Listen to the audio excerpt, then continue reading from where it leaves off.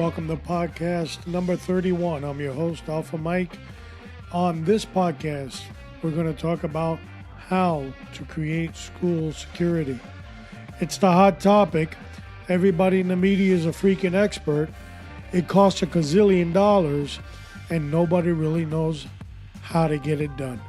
Some people have even advocated about giving guns to teachers. Now, I don't know about you, but I can sit back and I can remember my 5th grade teacher in English, and thinking about that old lady with a gun is a scary sight. So we're going to talk about that much more on LPolice Radio.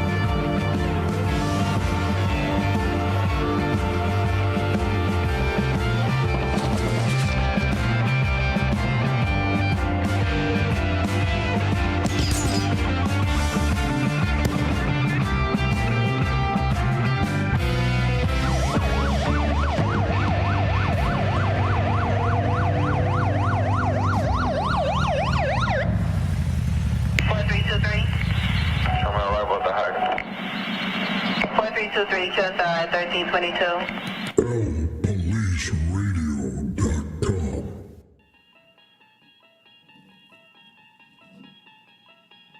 You unlock this door with the key of imagination. Beyond it is another dimension. A dimension of sound. A dimension of sight. A dimension of mind. You're moving into a land of both shadow and substance, of things and ideas. You've just crossed over into LPoliceRadio.com. And we're going to talk about, well, the hot topic of the day, which is school security. Everybody's an expert. Everybody has an idea. It is scary when you watch eyewitness news in your local area, and there they are sitting behind the desk, and they have all kinds of these ideas on how to do better security. And you, as the audience and the person listening to the media, you're supposed to go, wow, that's right. Wow. That, my friends, is a very scary topic. There's a lot of people talking. The cash register is ringing, and the cost is going to be astronomical. So the point is, we're going to have to spend, regardless whether we like it or not, and we should because it's for our kids. The left very intelligently has placed the emotional aspect on this issue, so it's supposed to move you and gravitate you in such a powerful way that you're supposed to do, according to the left, 2 things: relinquish your weapon as you're floating through the air, and have such an emotional bond towards what is occurring in these schools that as you're floating in the air and you just dropped off all your ammunition and all your firepower into the leftist baggage, and you're still floating down the corridor, you reach for your wallet and you start pulling out money and credit cards to pay for everything, so that the wacky left has no expense. Everything will be paid by us, the American taxpayer. That's what they would like, but that's not really what they're going to get. But in order to make sure they don't get that, it's time to fight. And we're going to have to really think about how we're going to bring the fight to them. It's no secret, folks, that right after the event in Parkland, which was horrifying, and we know that, the left moved right in. Now, Broward County, being a very Democratic area in Florida, it was no surprise to me. They moved right in, they capitalized on it. Like any socialist, they did not think twice about taking advantage of a tragedy.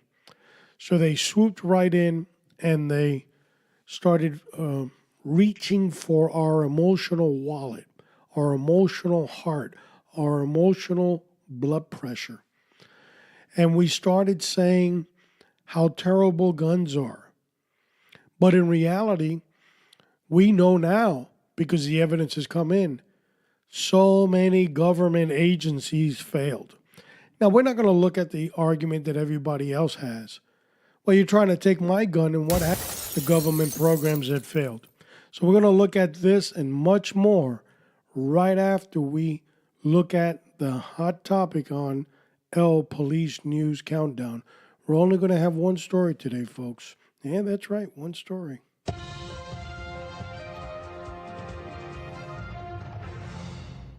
I gave the lady a day off, so I'll just say it. One important piece of news that's going out, and this is mostly towards Florida, since I want to concentrate on this and the actual show that we're going to be having today. That's why I brought this one subject up. And it's an article from the Miami Herald, and there are two articles that we're going to be posting on LPoliceRadio.com. The first one from the Miami Herald: statewide vote could put a new sheriff in town even if Miami-Dade doesn't want it. And we'll post that one. And then there's another follow-up one to that, which basically says if Miami has a sheriff, he would run, but electing a top cop is a bad idea, he says. And we'll tell you who he is in a minute. But I'm going to give you a little bit of background. Back in the late 50s, Miami-Dade, back then was Dade County, they did have a sheriff, and it was an elected position. Well, Dade County had a resolution before the entire state of Florida in 1956, which was the Homeland Charter, which kind of rules the Constitution for Miami-Dade County. Well, the voters of Florida said, yeah, you guys can have your own Constitution, leave us alone. So one of the things that they did was they did away with the sheriff's office, and they made it an appointed position, not an elected constitutional officer. And very rare in Florida, because everybody else gets elected under the Florida Constitution.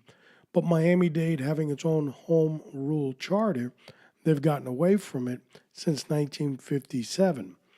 Now, as a result, the county commissioners of Miami-Dade, where it used to be called Dade County, then it was Metropolitan Dade County, and then now it's Miami-Dade County.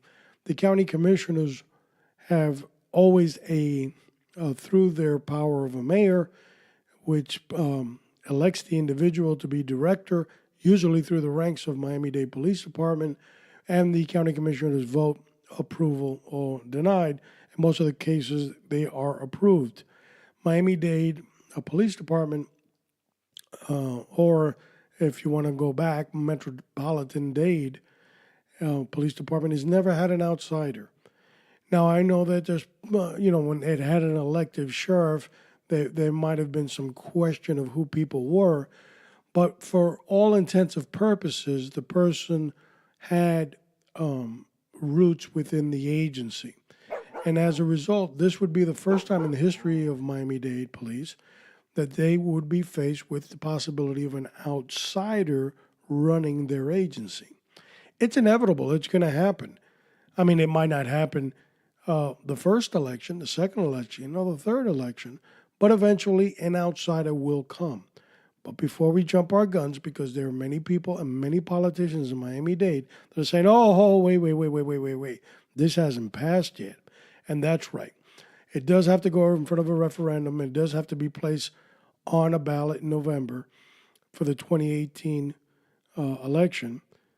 But this is not the only thing on the ballot. There are other counties in Florida. Now, although they do have a sheriff, they've kind of mixed and matched the Florida Constitution with property adjuster. Well, we don't elect one in our county. We appoint one, or the tax collector, and so forth. And everybody, all these counties that have been doing this, and it's been a little bit of a tidal wave, getting away with it, they point towards Miami-Dade. So as a result, there is a committee in Congress in Florida here where every 10 years they look at items they want to put on ballots. Well, they, for a little bit of a surprise, because this item about an elected sheriff from Miami-Dade came up about a year and a half ago, and through some controversy that happened with the legislator that wanted to put the bill through, he resigned from his position after making some racial remarks. He resigns, and so the bill is withdrawn. So pretty much Miami-Dade at that point said, well, that was close, but we got away from that scare. Well, some legislators up in Tallahassee said, not so fast. We like what we hear, and we think we're going to put it on the ballot. So as a result, it's coming on the ballot. Most likely the way it's going to read on the ballot, everybody's going to say, should Miami-Dade County have an elected, and listen, there's 66 counties in Florida that have an elected constitutional sheriff. If you get the ballot in your hand, most likely everybody else in Florida is going to say, what the hell, are you special? So we'll be getting a sheriff. And there's a couple of decisions that are going to have to be made by the Miami-Dade County Commission if and when that passes. One of them is, who is or what is the Miami-Dade Sheriff Department? What will it look like? Will it be law enforcement only? Will it have a component of criminal justice in the form of corrections? So they have to decide that. Currently, you're looking at about a $300 million budget for corrections, $550 million, I believe, for police. So we're up to about $850, and let's give it a round number. Let's just say it's $800,000, because they'll be shaving some money off. I'm sorry, I meant $800 million. My mind doesn't work with those big numbers. So let's just go with $800 million. And about 5,000 to 6,000 sworn officers, plus their support cast, which probably would put them in the area around, let's give it a nice round number, 10,000. So this takes a huge chunk out of the budget for Miami-Dade County. It erodes the power base of the mayor of Miami-Dade County. It kind of diminishes what the county commissioners would look like. I believe they're 12, 13, 112. I don't know how many are on the dais right now. But besides being in charge of water, parks, and library, that's a lot of people with nothing to do. So this is a huge issue and a huge problem for an area that has been known to, let's just say, bend a rule. So as a result, this is going to be an interesting issue. But the likelihood that Miami-Dade will have to fall in conjunction with all the other counties in Florida and have an elected sheriff, everybody wants to be sheriff. Now, I'm mostly pointing towards the secondary article, not the first one I read, which is if Miami had a sheriff, he would run, but electing a top cop is a bad idea. And this goes into Hialeah Mayor Carlos Hernandez said he would consider running for sheriff of Miami-Dade County if voters approved the constitutional amendment in November that would require elections for county top police job. Now, he goes on about his experience, 22 years, and they've got a misquote here in the article. It says he was police chief. He was a lieutenant, if I remember correctly, in Hialeah, with 22 years of experience. So here you have political hacks, because they were cops, they all of a sudden they want to get in. Ooh, look at me. That might not be a bad idea, but remember, this gentleman would be, I believe he's been out of police work for 10, maybe 15 years. That's a long time to say I was a cop, and, once a cop, always a cop. Okay, we got that, but that's a long stretch. And, of course, in the Miami-Dade side, Commissioner Joe Martinez wants to run. and he was a lieutenant over in Miami-Dade Police Department. Hell of a nice guy, and if I had the ability to vote, I would vote for Joe. Why? Because he's a cop's cop, and if you're a cop's cop, you're most assuredly going to win, or at least you have the backing of the troops. So I would have elected Joe. But the article goes on, and they start talking about how it's a bad idea to have an elective sheriff, and they start kind of pointing towards Broward and Scott Israel and politicians. None of this could be further from the freaking truth. By and large, people that run for certain things have to have experience in them. So mom and pop with no police experience running for sheriff and winning in a county with 2.5 million residents is 0 to none. So it's going to be a cop. Now, the issue here is it's not necessarily going to be a cop that came through the ranks of Miami-Dade County. Now, as I said in the beginning of this broadcast, they might win the first and second election with somebody that's from the ranks. But eventually, someone that wasn't from the ranks will get elected. I would place close attention to people that also come from the city of Miami, and they're high-ranking individuals over there too, which are extremely popular. They could make a run, maybe not in the near future, but eventually they will. And that would be a tremendous, what is the word I'm looking for? That would be a scandal within the ranks of Miami-Dade. Would Miami-Dade Corrections go with them, $300 million, or will they stay on their own as their own entity with Bobo badges?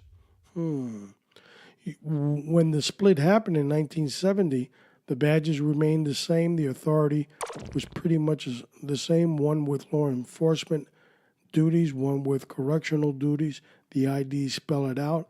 The resolution from the Board of County Commissioners of Miami-Dade in 1970 spelled it out too, that they would both resemble the same functions as the sheriff's office, and the badge the same as being part of their history.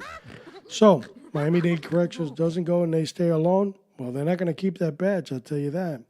And if they do go, that's $800 to $900 million out of the coffers.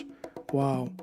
What in the world can you be in charge of after that?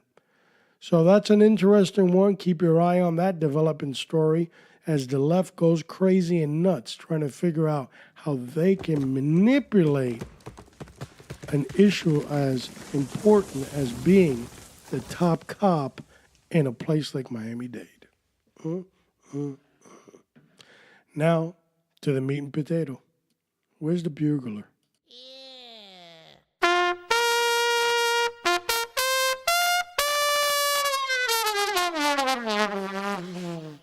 Bugler's getting worse every time I hear him.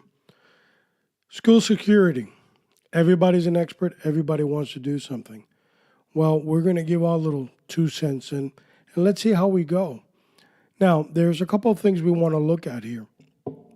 And one of them is we want to stay away from the national hysteria that you have to turn in your assault rifles, which is really an AR-15. And maybe even high-capacity magazines, your school lunch when you were 10, your library card that it's been expired. There's a lot of things the left wants us to turn in. But one of the things that we definitely have to do is we have to come up with some innovative ideas on protecting our schools, because there are nuts out there, there are terrorists out there, there are evil and bad people out there that they will wait not even a second to manipulate it if it takes too long. Florida has really moved on this subject, and they've come up that I believe it's by June of 2018, even though school will go into recess during the summer, and I believe they start in end of August, September, there will be a school resource officer in place in every school in Florida. You're seeing over and over on the news in Florida, there are a lot of sheriffs complaining in certain municipalities that have schools too, I don't have the money for this. So they're basically taking the money out of other grants that they've had. They're kind of stretching them, like community policing and DARE and all these other programs. And they're saying, well, this will buy us time. But there's a shortfall.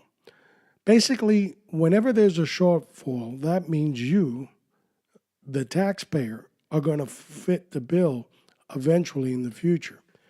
So whether it's Florida, Georgia, California, wherever you're from, school security issues are going to impact your wallet at some point.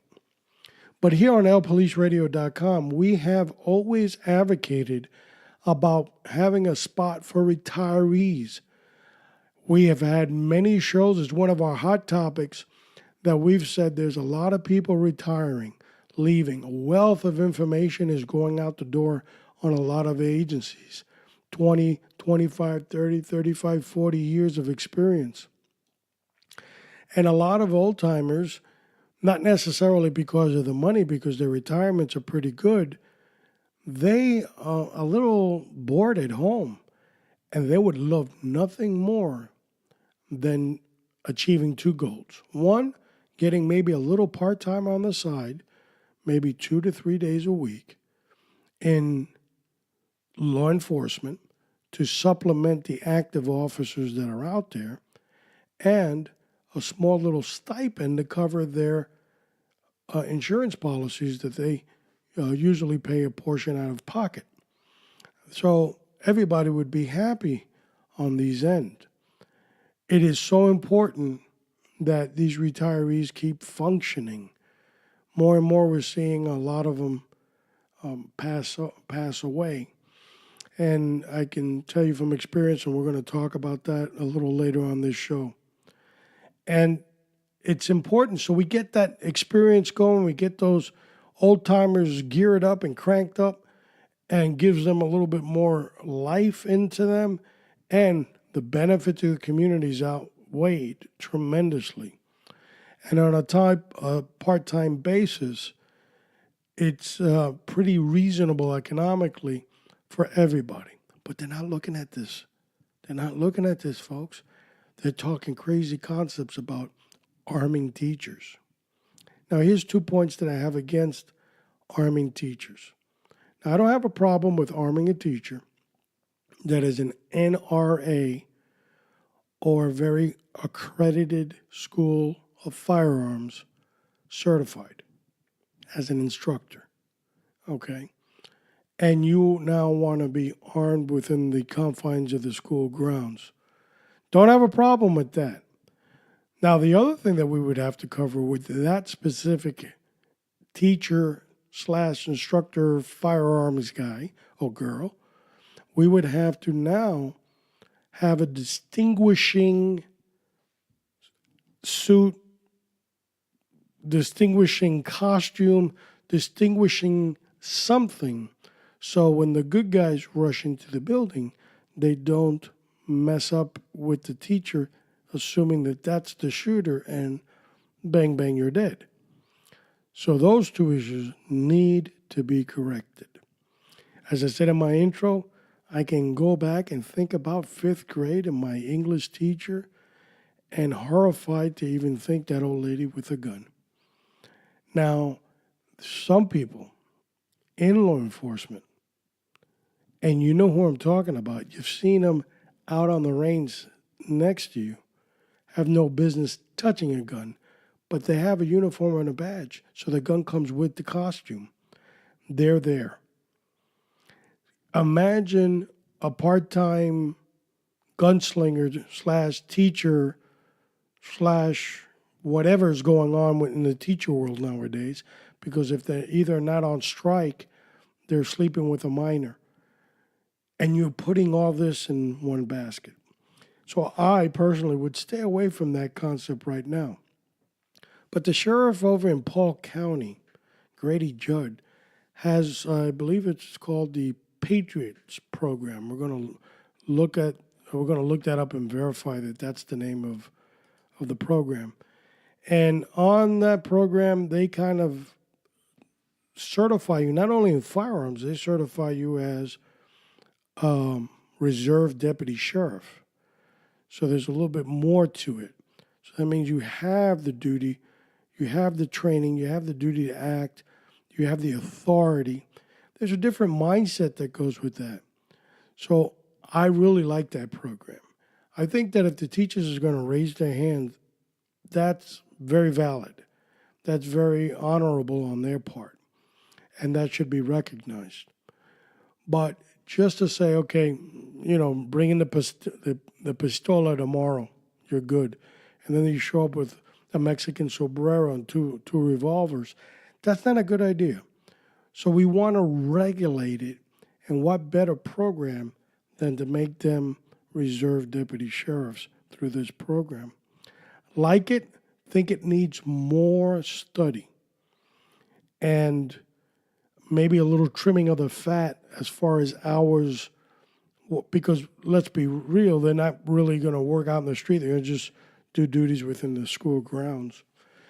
So it's a good idea. So imagine if you will, like the guy says on Twilight Zone, a world where there would be retirees, okay, law enforcement working maybe 2 to 3 days in the school, and certified firearms, reserve deputy sheriff teachers, and school resource. That's a pretty good world. We might be missing a couple of other things. Now, one thing in specific that I'm surprised I really have not heard anybody talk about it. I know why I didn't hear it on the media, because there are a bunch of goofs and they really don't know. But we're going to post it on LPoliceRadio.com. There is a thing called a shot spotter. And what it is, it's kind of like a microphone type of system that picks up the sound waves of a gunshot, and it identifies it with pretty much pinpoint accuracy as a result to where that gunshot came from. I'm gonna read one article, and I know we broke away from the news segment, that'll give you an idea how good this thing is. Every school should have one of these, because if I'm on a campus and boom, boom, boom rings out, then there is someone monitoring the logistics of where that shot came from, and you can minimize the movement of the shooter. So I think that would be a great idea as well. So let's start piggybacking on our ideas here. Certified Teacher Reserve Sheriff's Program, teaching them firearms and giving them the authority to act. School resource officer in every school. That costs money. Take out the credit card. And getting hooked up with our retired folks as they leave, hook them up into a 2 to 3 day program at the school of their choice close to their house, where they can walk or jog or wear a pair of shorts and swim over there, armed to the teeth, ready for action. And if you want to throw some veterans and they qualify, because not all veterans will qualify for this, depending on their status and, of course, their occupation. They would have to show some type of proficiency. So based on that, we could create something within that realm. And now we're going to add the shot spotter. We're going to throw that into the mix too. Couple more things that we can throw in. There's a device that locks doors. We're going to post that on LPoliceRadio.com as well. A little bit on the expensive side, because imagine, as if you can, like the Twilight Zone says, a world that has these locked doors that it would be like a plate that prevents the door from opening. And there's an expense to that, and you would have to pretty much have every door in every school have one of these things. So that might be a long-term objective, maybe strategically placed. I think with that whole team that we're assembling, they can go around specific schools and identify who would need this and who wouldn't. Teach on concealment and cover. Teach areas that are a little bit more safer and sound for students to be in. The crazy concept of lock yourself in a closet, then having the entire media world tell everybody where you're locked in was a real bad thing for the protocol of school safety. Pretty much the bad guys know you go straight to the classroom, open up the closet, they're all in there. So those ideas have to be changed, radicalized, and so forth. It's a start. I have no doubt that we're going to succeed nationwide in the school issue. But these evil individuals will move their concentration somewhere else. And it might be a playground. It might be a theme park. It might be anything. So just because we've safeguarded our airport and now our schools, the fight's not over. We've got to continue fighting. Now, I told you I was going to read this, so I'm going to go ahead and read this article, and you get an idea about what I'm talking about with this gadget. Bigwig in mayor's office of criminal justice nabbed with gun in car in Queens. An off-duty bigwig in the mayor's office of criminal justice was busted in Queens after cops found a gun in the car that was sitting in. Authorities said Sunday. Reagan Stevens, 42, a deputy director of the Youth and Strategic Initiative, whatever the hell that is, was sitting in the back of a Park 02 Infinity with two men on 107th near 106th Avenue in Jamaica when a nearby shot spotter detected 5 shots fired about 10:20 p.m. on Saturday. Cops searched the Infinity and discovered the 9mm gun in the glove compartment with a serial number scratched off, an additional fence, and single spent shell casings. So they even had the casings inside the car. The gun, which carries an 8-round clip, there's no such thing as a clip, it's called a magazine, folks, contained 3 rounds when police discovered it. According to law enforcement sources, nobody in the vehicle would admit to owning the gun. How the hell did that get in here? So all 3 were arrested. Authorities said police were investigating whether the weapon was responsible for setting off the shot spotter alert, which it probably was, but that's why you have the shell casing in the car. Shot spotter is a citywide system of highly tuned microphones designed to detect gunfire and pinpoint its locations. Stevens was charged with 2 counts of criminal possession of a weapon. And she works for Mayor Bigberg. Boy, talk about a leftist meltdown over at their office. But see how effective this gadget works? Kind of pinpoints the locations with these high-tech microphones. And they can kind of pinpoint the geographical area. Well, cops pulled up here, 3 people sitting in a car, get out of the car, boom, search here, search there. I got a casing, I got a gun, I smell smoke, gunpowder. Next thing you know, all 3 are under arrest. So for schools, this would be ideal. Ideal. There's a lot of other things that you can have ballistic shields. You can have a lot of other things in place. Unfortunately, these are the times that we live in. I know there's a lot of talk about metal detectors and stuff like that. That would probably depend on certain districts and regions because there's a huge cost to that. And who's going to monitor that? And next thing you know, it takes 45 minutes to get inside the school. So we have to have a response to something imminent that might come. We can't think like we're in a bubble. It's never coming.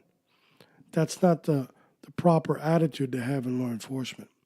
So if we get all the liberals out of the way, all the civilians out of the way, and God knows all the idiots in the media out of the way, and they really allow people that have half a brain on this subject.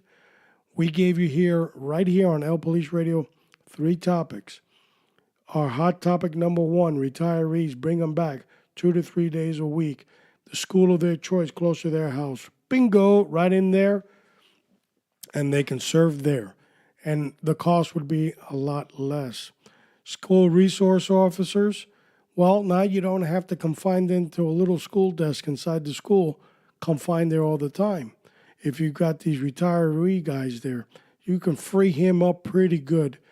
Maybe he can now scan 2 to 3 or maybe 4 schools because you've got the manpower in each school. And we've also talked about the teacher reserve deputy type program where you have the authority to act, the training to act, and you're just not a teacher with a gun. And of course, we have to identify a distinguishing outfit for that individual. Being a reserve deputy, you would be carrying your own badge as well, and that would be a defining aspect for those arriving units of who you might be. That, and there'll be other things in place slowly being adapted and changed. The mindset has to change, of course. It's a huge undertaking. It comes at a price, and it comes at the expense of your wallet. Do we owe it to our kids? Absolutely, we do. Long overdue. But the answer is not necessarily surrendering guns, because the way it works, folks, good guys will surrender their guns, but bad people won't. So I don't know about you, but I like to go to a gunfight with a gun. Now, the 09 training tip.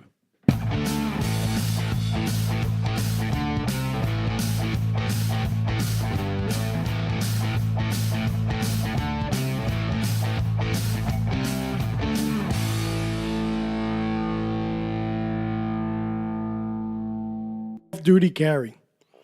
Everybody has a different position on off-duty carry. But I'm going to tell you what the 09 training group's position is. You should be carrying the weapon that you feel most comfortable with. You should be carrying in a consistent manner, meaning if you're riding on your right side, if it should be hopefully within your waistband or inside the waistband. Ankles and stuff like that might be too slow of a response. Remember that most of the time that when you go to use your weapon, the bad guy's already acted. That's why you're on the defense, they're on the offense. So by the time you go to act, game started already. So bending down and going for the ankle might be too late. So you want to keep it inside your waistband and at the ready in consistent carry. Don't change the place of the weapon, because if the matter goes down, then you might not know where the weapon is. Safeties, there should be no safety. If you need to carry concealed with the safety on, then you might as well leave the thing in the safe at home. No safety, there's no time. Remember, the bad guy has the drop already.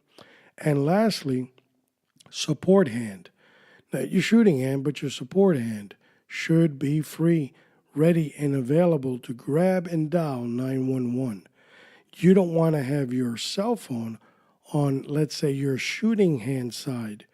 Going for a gun and trying to go for a cell phone at the same time will prove to be a little difficult. So your support hand has to use that function.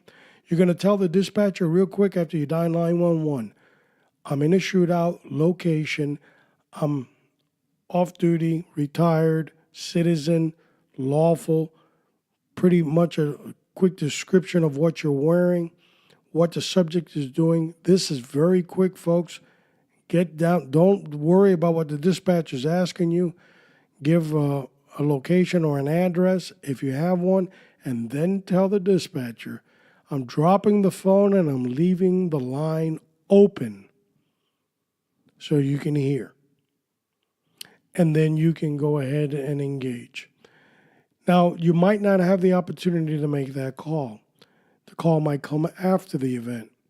But if you do, and you've sought cover and concealment, hopefully, if you've had the time before you engaged, then you should call 911. Remember, very quick description of what is occurring, who you are, what you're dressed as, and that you're engaging the subject, and your phone microphone will be left on. Place the phone on the floor, drop it gently, don't crash it down so it cracks and breaks, but you want to have a recording of this device. Now, if I'm recording you and you're going to engage the subject, what are some things that you need to be saying? Well, you need to be saying, drop that weapon, don't resist, stop it, don't do that. All these commands need to be coming out. Why? Because you're giving direction. Drop that weapon and so forth. So important for survival. Practice, practice, and practice. Train hard. But when you train consistently. From the position of your carry, make sure that you can withdraw that weapon as fast as possible and engage the target from multiple positions of the body. Shooting from the hip, shooting from the down position, shooting from the up position. Remember, you just don't only shoot at paper targets. In real fights, the paper target is not paper and it shoots back. Now, it's time for the conversation.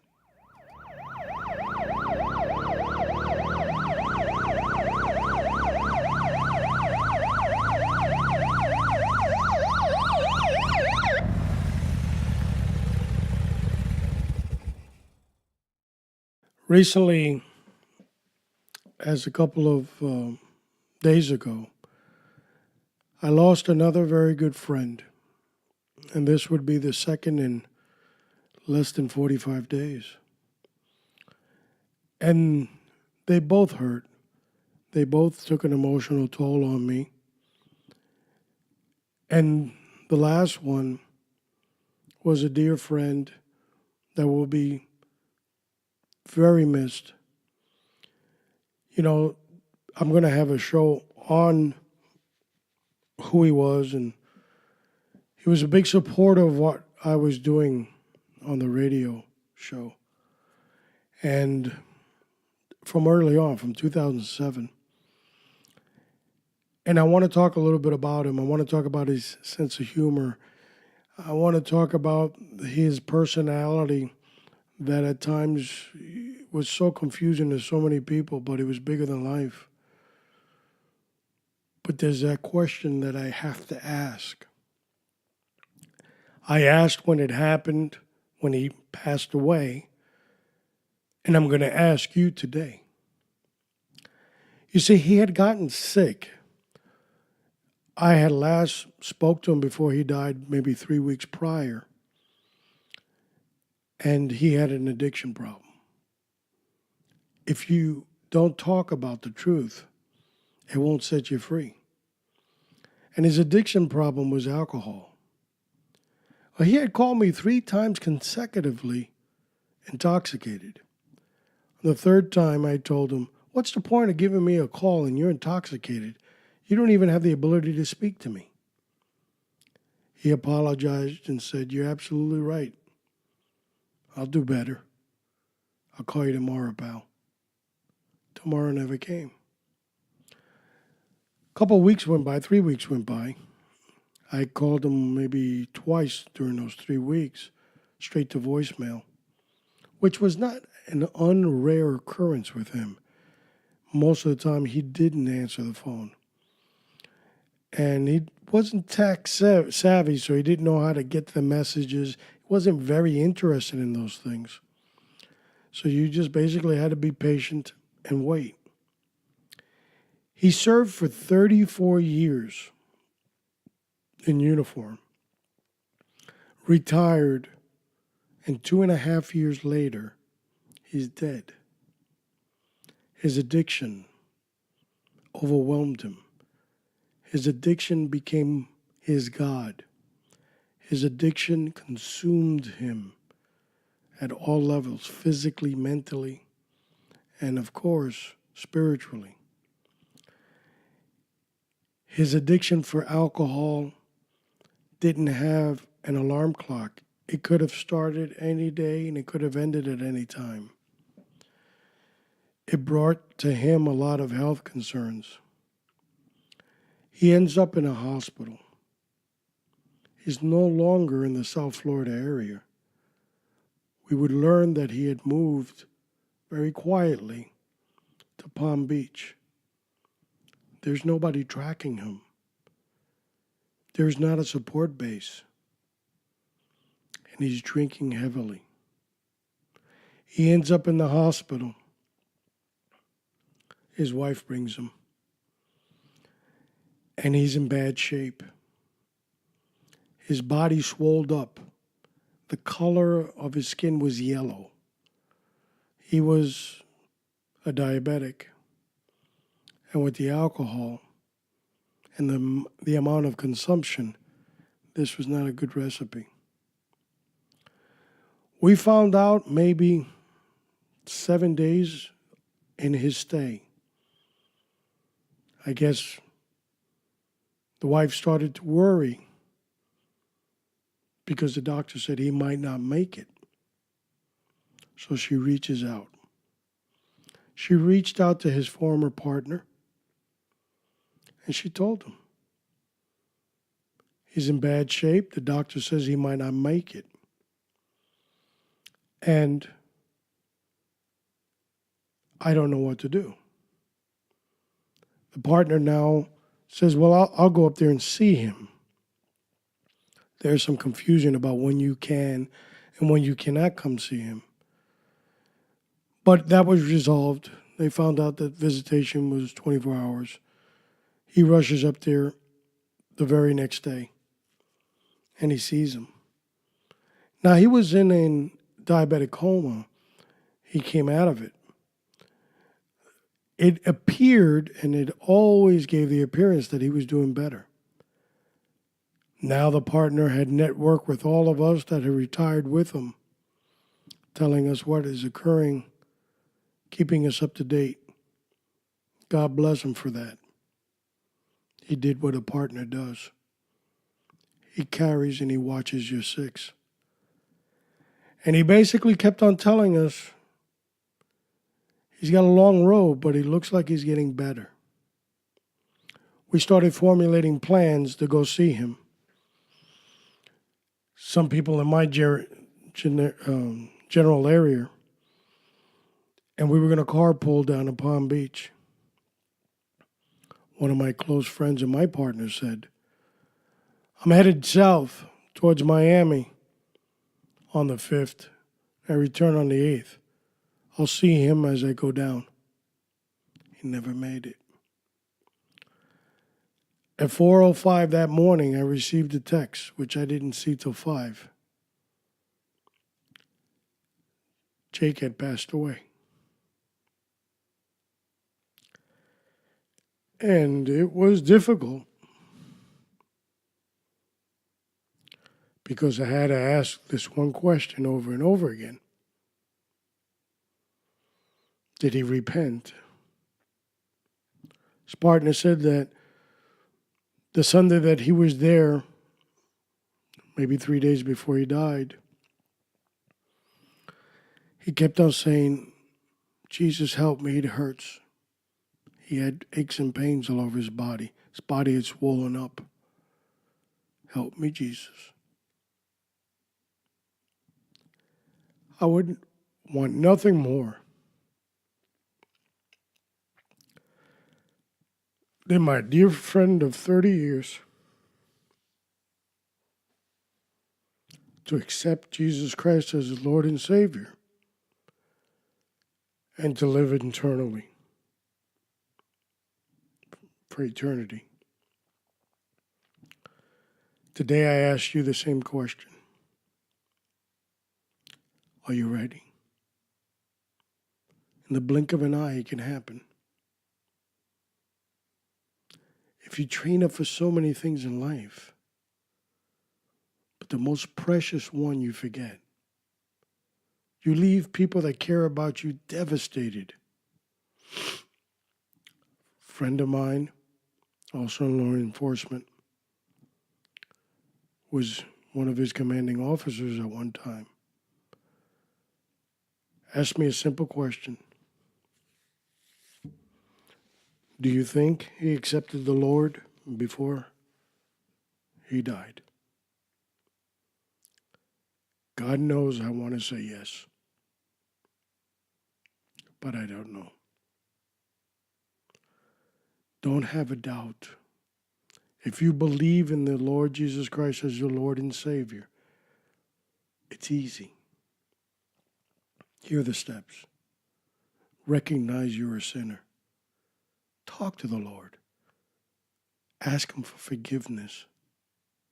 Have a pure heart when you ask. Have that heart that you could say, I've done things I haven't been proud of. Forgive me, Lord. Cleanse me with your precious blood that you shed for me on the cross in Calvary. And save my soul. I accept you as my Lord and Savior, Jesus. And then your road and your relationship with Him starts. It's not an easy road. It's a thin, narrow, and difficult one to walk. But at the end, you'll have so much to look forward to. I don't know if my friend was saved. Somebody told me, well, you people in that religion, maybe you can pray for his soul. It's not the way it works. God gave us free will to make the decision prior to death, not after death. And you can just look at the scripture and the story of the rich man and Lazarus, the separation between both. There is self-will that God allows us to have. Are you prepared to make such a critical mistake and say, this is a fairy tale, I'm not doing this? I encourage you not to. I encourage you to look towards the Lord Jesus Christ as the true living God, the way, the truth, and the life. I will miss my friend.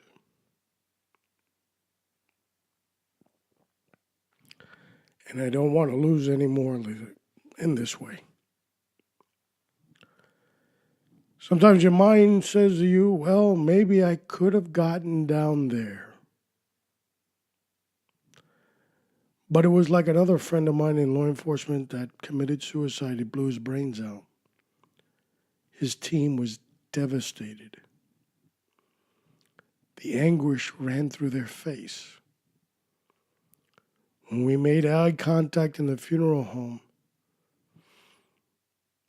they broke down in tears. I know what was killing them was the guilt. Because they were all replaying in their minds, maybe I could have stopped it. It was that little thing he might have said or he might have done, and I sat on it. But I had a message from them that day. I told them, you might have had the ability to do that, but God didn't send you to do it. If God would have sent you, you would have done it. That says a lot. If you believe in what I said, get in the Bible-based church, making it the root as Jesus, nothing else. None of these fancy churches that the prosperity churches and so forth. No, one that will save your soul. A church that talks about the rapture. A church that talks about the living God. Study the Word because He'll talk to you. What's up next? Well, we are up to podcast or episode number 32. And we're moving quite quickly on our podcast. Our numbers are doing pretty good. People are becoming a lot of interest as far as questions and so forth. That always makes us very, very happy.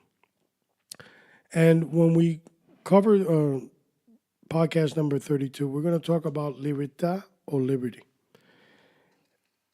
And we're going to talk specifically about an area of the left. We're going to talk about how they operate. Would they come to America? If they do come to America, how can we discover that they're here? Are they here already? We're going to look at that and a whole bunch of other things on this series. And I'm going to give a little brief description of 1959 Havana, Cuba, how that all happened. Who the hell are these people called Castro that existed so long? What's going over there in Cuba now? And what the hell does that have to do with law enforcement and me here? Well, we'll explain that and a lot more on episode 32. We have a long list of shows, and I do want to say that there was an idea that I had, and I liked the idea. It was called. I didn't really have a name for it, but it was going to be the commission or the crew or the group, and it was of the distinguished panel, and we were going to have the range master, the gunsmith, the Marine, the cop, and the clown. The clown was my buddy that recently passed away. He encouraged me to do it. He didn't want to come out here, and he told me, I'm not good to do that. You know that. His stuff was off the wall, spontaneous. It wasn't scripted. And he told me, but you keep on doing what you're doing. You keep on doing what you're doing. And for all intents and purposes, I will continue doing as he wished. It's been my honor to be your host on LPolice Radio. How do you make contact with us? Well, you go to LPoliceRadio.com. Scroll all the way down to the bottom, and there you'll see the icons. Now, Facebook, which is still around technically today. Twitter, well, they're still there too, as the federal government gets ready to hammer them. Or are they really hammering them, or are they going to hammer conservatives? On our next podcast, we'll talk about that. But for now, you can find us there. Subscribe. Hit the button. You can go to LPoliceRadio.com. You can go to LPolice Radio Podbeam. We're on there too. And subscribe. Because subscribing takes away the middleman. And it will be content to your ears. And there is no middleman. Facebook, my friends, is turning left. Twitter is turning left. They're all going left. Why? Because they're afraid to lose the power. And they're pulling out all the stops before the end comes. And that includes social media, which the left hate. What is the number one priority of the left? Who is the left? The Democratic Party. That are a bunch of socialists. And they took over the Democratic Party. And they are known as Bolshevik communists. Well, that left, their number one priority in life, control. Control your life. Have you pay more taxes. Take your weapons. Control. On the next podcast, we'll talk about these things. LPoliceRadio.com has been my honor, my pleasure, and we'll see you soon.